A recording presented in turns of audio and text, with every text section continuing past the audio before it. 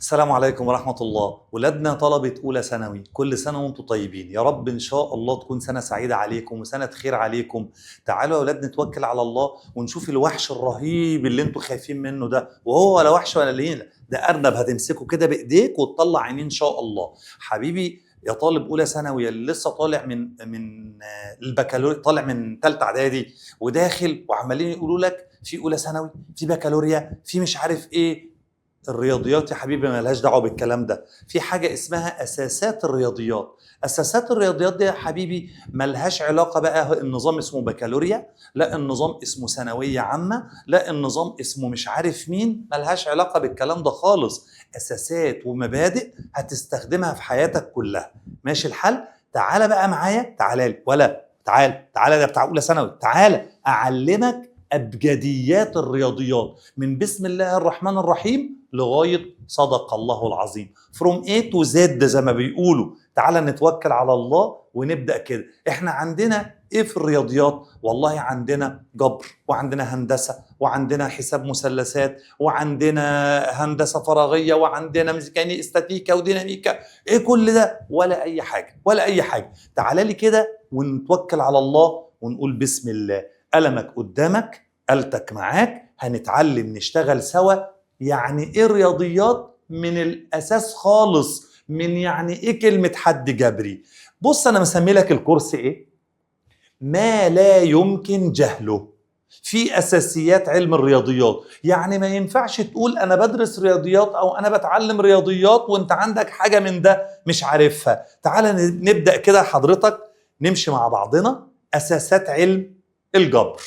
اشمعنى بادئ بالجبر يا مستر؟ اصل الجبر ده هو الاصل. لما تكون بتعرف تجمع وتطرح وتضرب وتقسم وعارف يعني ايه حد جبري ويعني ايه اسس ويعني ايه اساسات، خلاص هتشتغل في كل حاجه زي الفل ان شاء الله.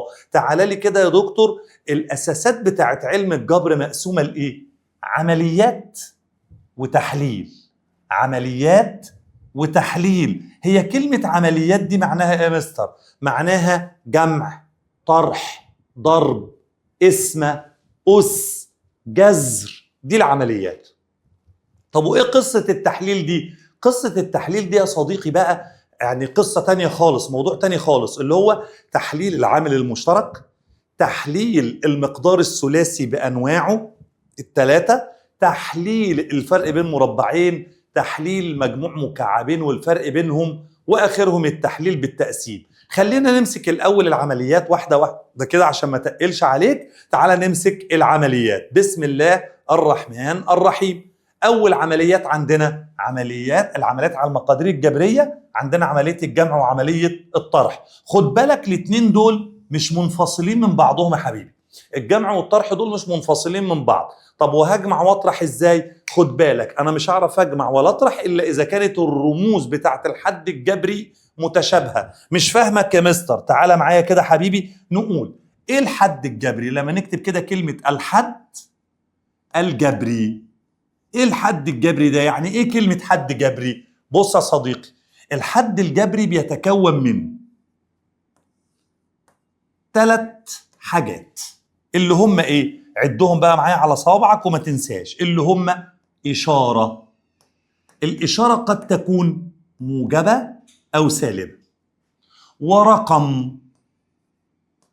الرقم ده ممكن يكون عدد صحيح 1 2 3 4 -4 -2 -6 -5، وممكن يكون كسر، نص، تلت، 2/5، 3/7، كلام من ده. ورمز.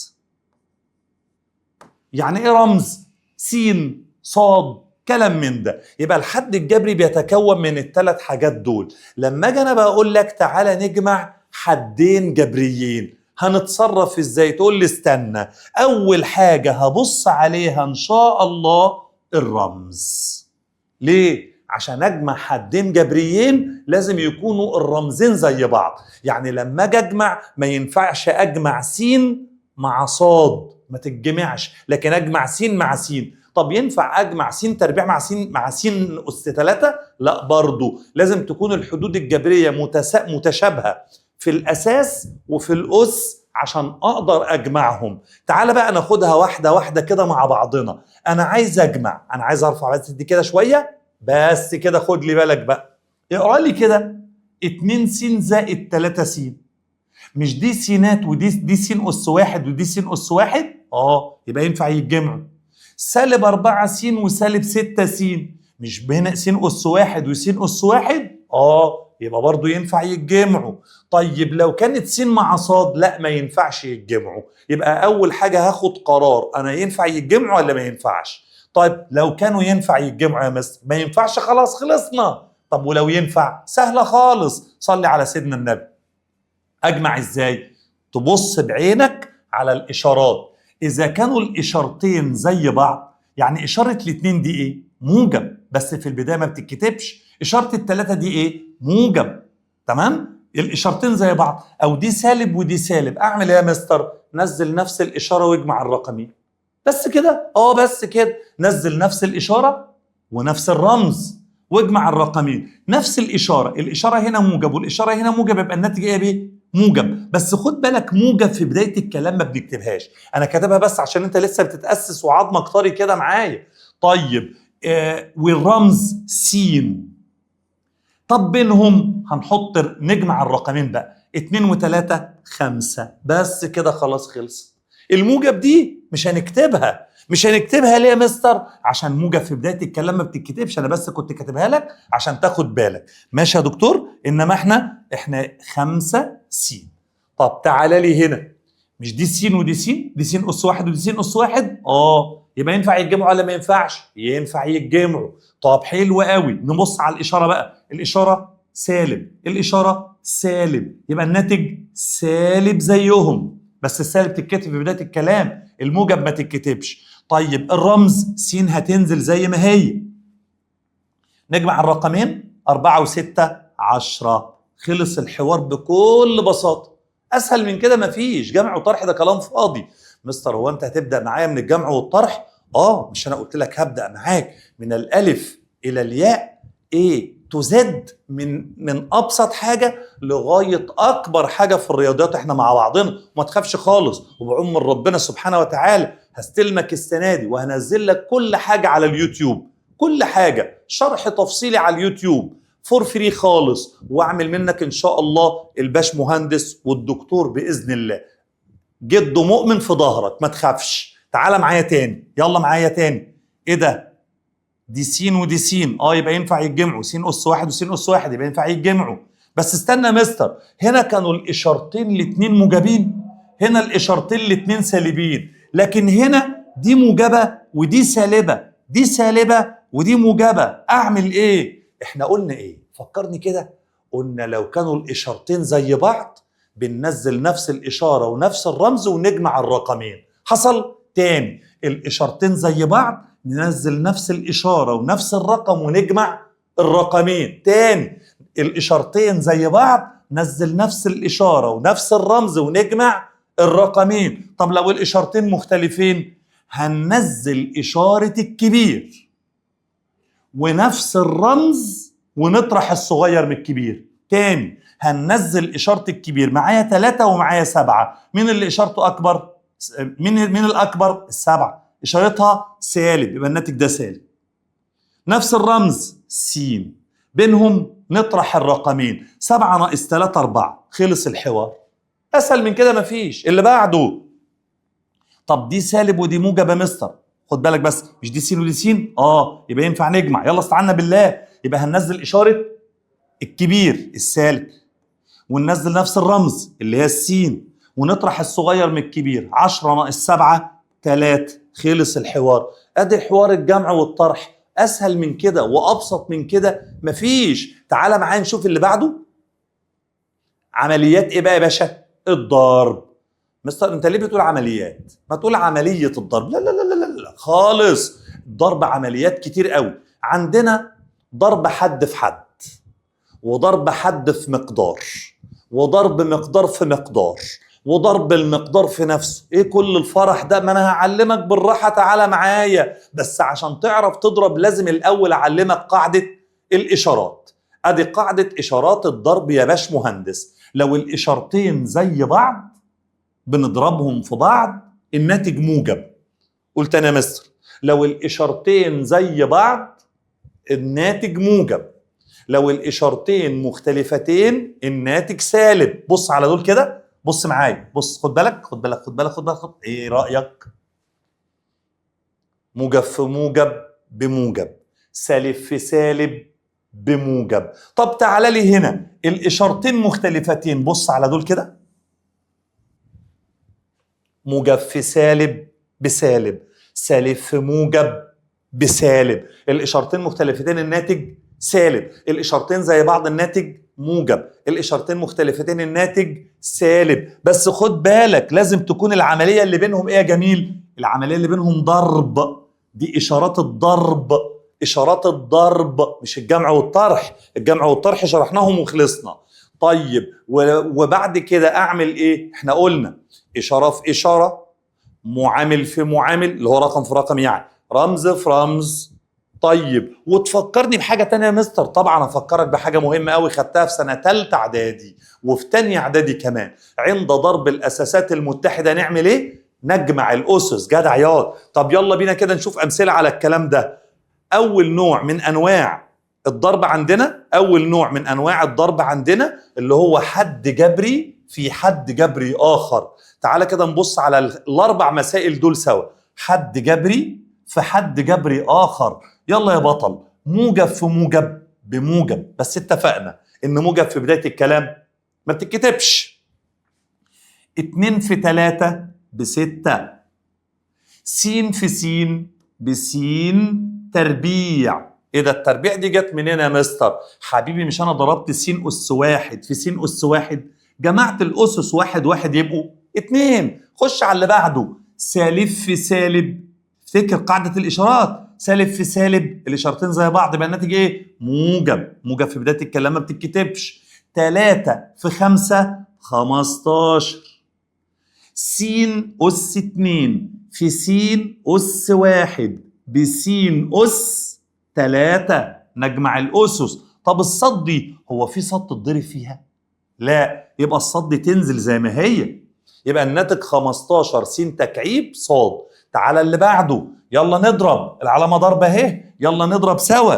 يلا يا بطل، بس المرة دي في رمزين بقى مع بعضهم مش رمز واحد. يلا بينا. موجب في ايه؟ في سالب بسالب.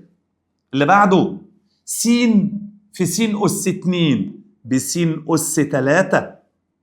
صاد في صاد بصاد أس 2. عند ضرب الأساسات المتحدة نجمع الأسس. انزل لي اللي بعدها، يلا مليني انت بقى، أنا سامعك. سالب في موجب، س أس 2 في س أس 1 بس أس، صاد أس 3 في صاد أس 2 بصاد أس. الله ينور عليك.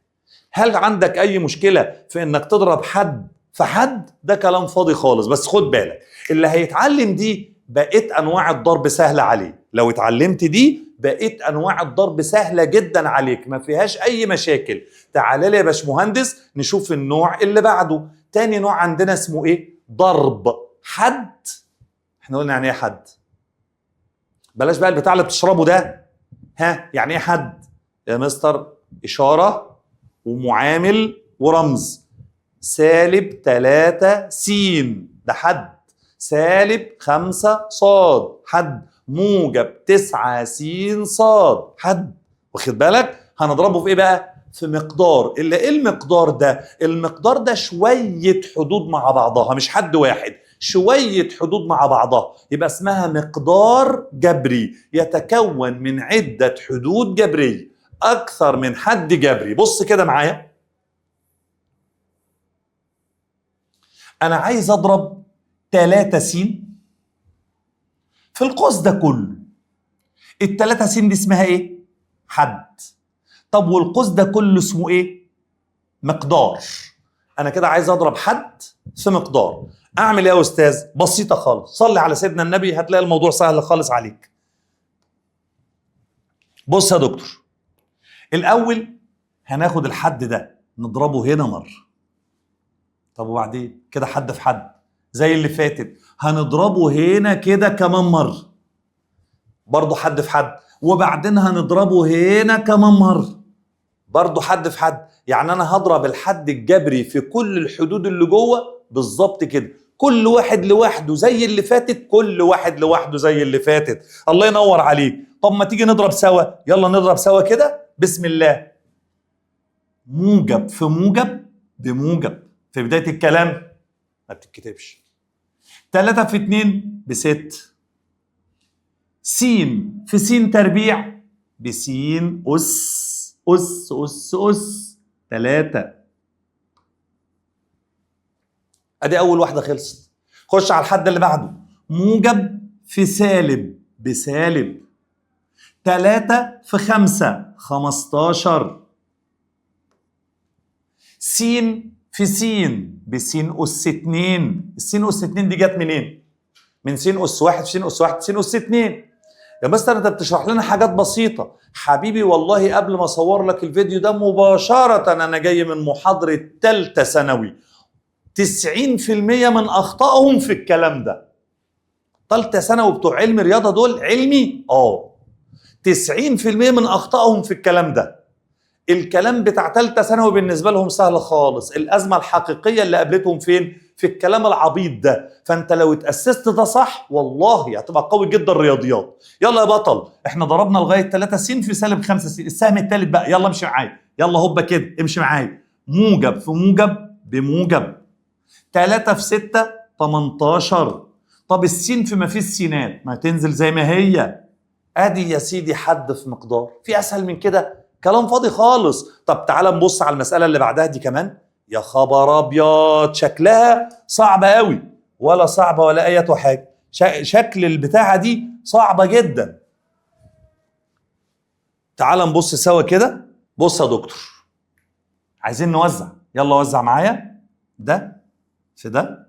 ها يلا تاني هوبا جدع. ادي السهمين بتوعنا. حد في حد ثم حد في حد. يلا امشي معايا. إشارة في إشارة، رقم في رقم، رمز في رمز، وعند ضرب الأساسات المتحدة نجمع الأسس. قولها تاني. إشارة في إشارة، رقم في رقم، وعند ضرب رمز في رمز، وعند ضرب الأساسات المتحدة نجمع الأسس. قولها تاني. إشارة في إشارة، رقم في رقم، رمز في رمز، وعند ضرب الأساسات المتحدة نجمع الأسس. يلا يا بطل. سالب في موجب بسالب، 2 في 3 ب6. س تربيع في س أس 1 بس أس 3. تاني. صاد في صاد أس 2 بصاد أس 3. ادي حد في حد خلصت يا بيه. في اسهل من كده؟ كلام فاضي خالص. يلا تاني يلا تاني. هنمشي بقى مع السهم الكبير ده. انت رايح فين دلوقتي؟ يلا سمعني صوتك. قول معايا. سالب في سالب بموجب، 2 في 5 ب10. س أس 2 في س أس 2. اجمع الأسس. س أس 4. صاد أس 1 في صاد أس 3. صاد أس 4. بس كده خلص الحوار. يعني الموضوع أبسط وأسهل مما تتخيل، بس تكون عارف الأساسات والبدايات بتاعته. قول لي تاني بتضرب إزاي؟ يا مستر بسيطة خالص. هضرب حد في حد. إشارة في إشارة. وقف هنا. إشارة في إشارة يعني إيه؟ موجب في موجب بموجب، سالب في سالب بموجب، موجب في سالب بسالب، سالب في موجب بسالب. إشارتين زي بعض يبقى الناتج موجب، الإشارتين مختلفتين يبقى الناتج سالب. حلو قوي ده. تعالى معايا بعد منها، بعد ما قلنا إشارة في إشارة، ها رقم في رقم، جدول الضرب أو على الآلة الحاسبة لو الأرقام غلسة، وبعدين رمز في رمز. بس خليك فاكر عند ضرب الأساسات المتحدة نجمع الأسس. يا دي اسمع كلام جد وركز معايا. يلا تاني. ايه ده بقى؟ مقدار في مقدار. مقدار يعني اكتر من حد، في مقدار اخر يعني اكتر من حد. طب انا هعملها ازاي؟ ولا اي حاجه. الكلمتين اللي لسه قايلينهم. ادي مقدار بيتكون من حدين، وادي مقدار بيتكون من حدين. هعمل ايه بقى يا مستر؟ هتمسك الحد الاولاني ده تضربه هنا ثم هنا. ادي حد في حد وحد في حد. في اسهل من كده؟ سهله خالص. طب وبعدين؟ يلا الحد الثاني هنضربه هنا مره ونضربه هنا مره، بيسموها خاصيه التوزيع. خاصيه التوزيع، هوزع حد على حد اخر، مقدار على مقدار اخر. ماشي يا بطل؟ طب يلا نضرب سوا كده. تعال نغير القلم كده، نجيب قلم اسود عشان عملك الاسود اللي انت عامله طول حياتك طالع على عينيك اهو، عشان ما كنتش بذاكر في اعداديه. يلا يا واد، يلا معايا كده، يلا قول. هنضرب حد في حد. بنضرب ازاي؟ اشاره في اشاره، رقم في رقم، رمز في رمز. يلا بينا. موجب في موجب بموجب، رقم في رقم. 3 في 3 ب9، رمز في رمز. س أس 2 في س أس 1 بس أس 3. خلصنا من السهم الاولاني ده اللي هو اصغر سهم ده، كده خلاص هسوده لك اهو، ده كده خلص. يلا نخش على السهم اللي بعده. اشاره في اشاره، موجب في موجب بموجب. احنا مسحنا الاسهم كلها، نحطهم تاني. ادي سهم، ادي السهم اللي بعده، اللي بعده. السهم الاولاني ده خلصنا منه، احنا مع السهم الثاني دلوقتي. يلا يا دكتور. موجب في موجب بموجب، 3 في 5 ب15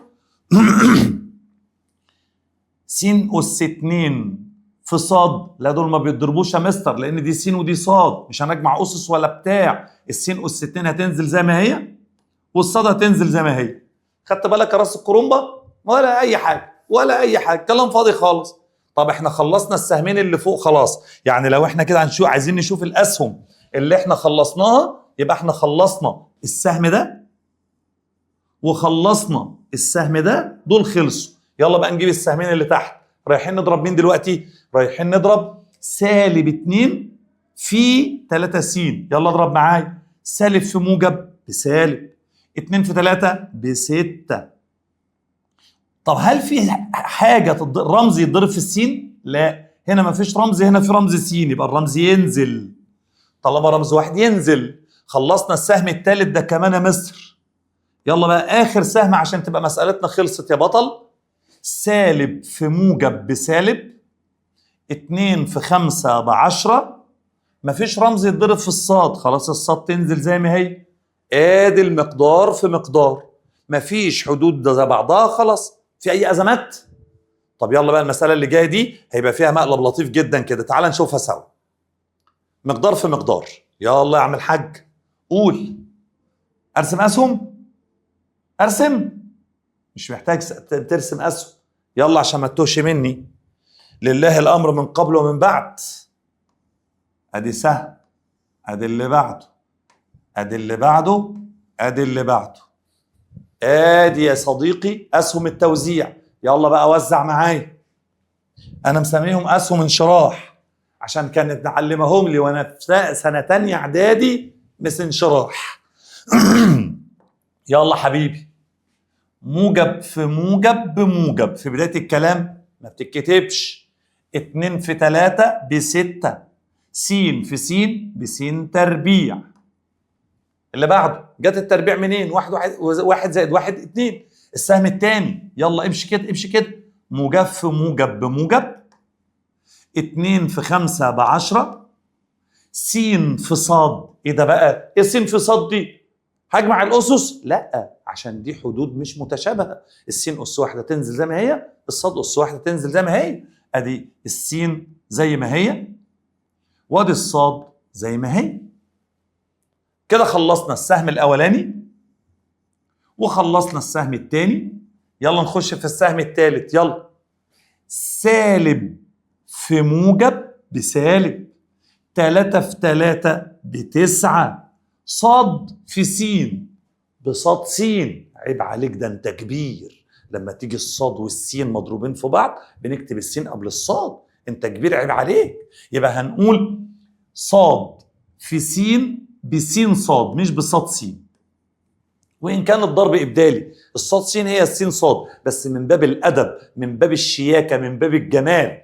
تمام؟ اللي بعده سالب. احنا خلصنا السهم الثالث ده؟ ده خلص خلاص. يلا بقى السهم الرابع والأخير. سالب في موجب بسالب، 3 في 5 15، صاد في صاد بصاد تربيع.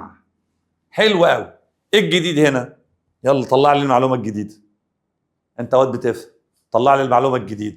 يا مستر المعلومه الجديده ان انا ظهر عندي الحد الجبري ده الرمز بتاعه س صاد، والحد الجبري ده الرمز بتاعه س صاد. يبقى الرموز متشابهه ولا لا؟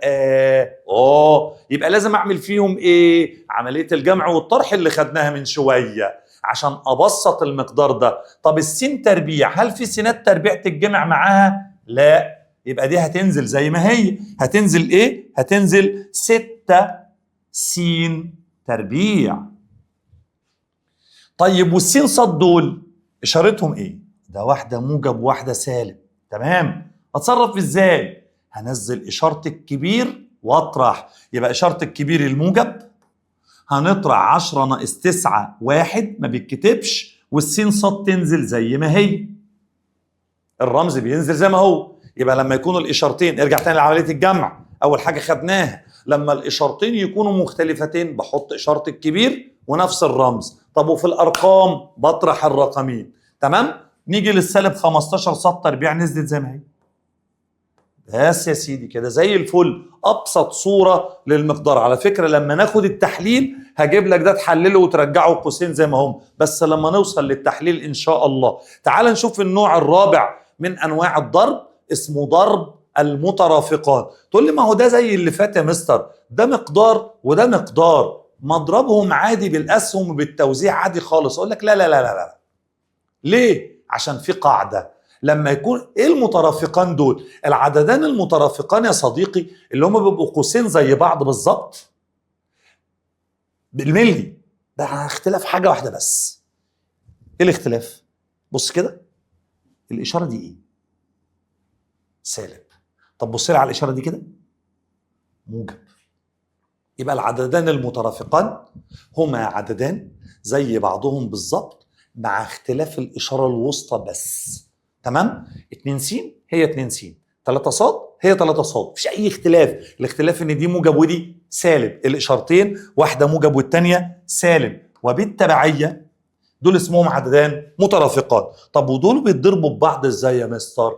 اعمل اسهم التوزيع؟ لا، في اسهل من كده. تقول مربع اول حد ناقص مربع اخر حد. قولها لي تاني كده يا مستر. مربع اول حد ناقص مربع اخر حد.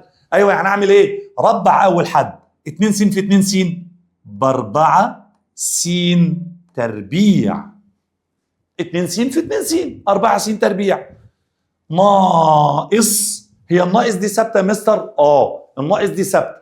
مربع اخر حد 3 ص في 3 ص ب9 ص تربيع. وخلص الكلام على كده.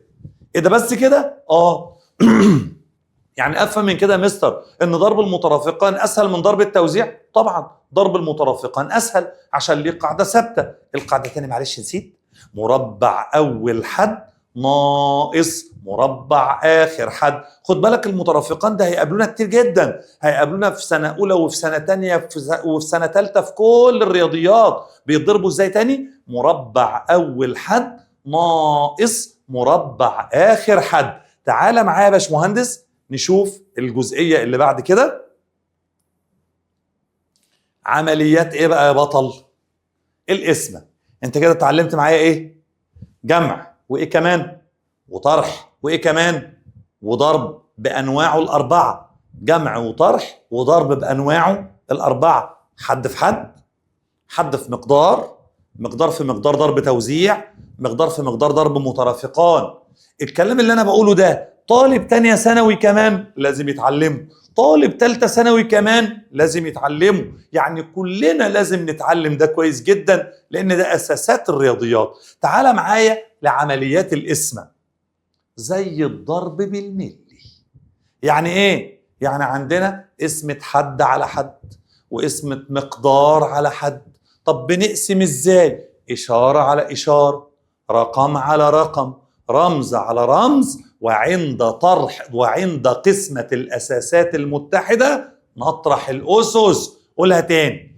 اشارة على اشارة، رقم على رقم، رمز على رمز، وعند قسمة الأساسات المتحدة نعمل إيه؟ نطرح الأسس. تعالى لي، سالب على موجب بسالب، 28 على 7 فيها الأربعة، س أس 2 على س أس 1 يبقى س أس 1، عشان بنطرح الأسس، مش 2 ناقص 1 ب1، نطرح الأسس. طب ص أس 3 على ص بصاد أس، ما سمعتكش، انطق 2. برافو جدع. عندك مشكلة؟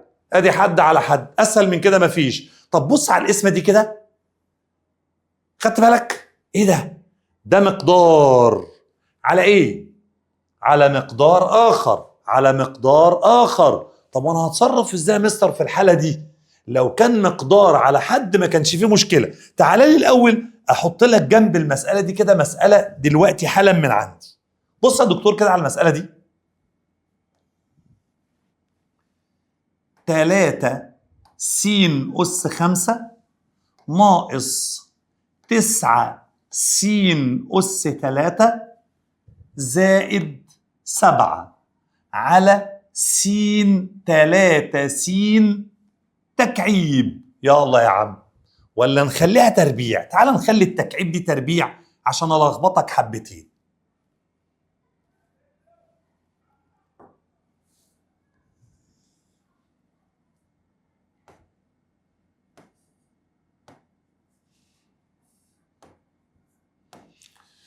يلا يا دكتور حطينا المسألة دي عشان تبقى ايه؟ عشان تبقى مقدار على حد.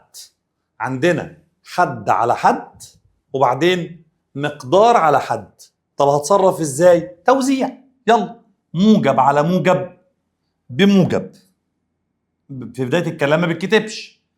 3 على 3 طارت فيها الواحد. طب س أس 5 على س أس 2 فيها س أس 3. 3 دي جت منين؟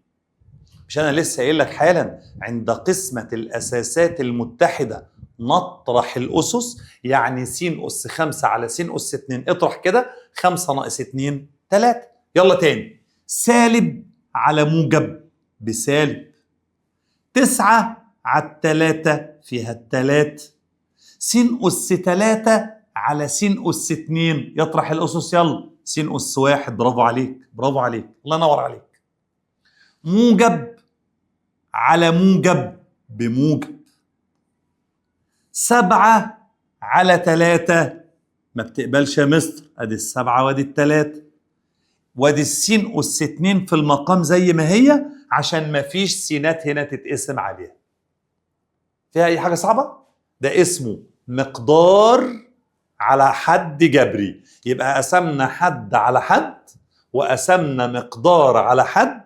آخر فكرة مقدار على مقدار. وهنا حضرتك لازم تكون فاكر شوية التحليل بتوع سنة تانية إعدادي. البسط ده هنحلله القوسين، هنحلل البسط القوسين. يعني احنا معانا شرطة الكسر بتاعتنا زي ما هي، والمقام بتاعنا اللي هو س ناقص 2 زي ما هو.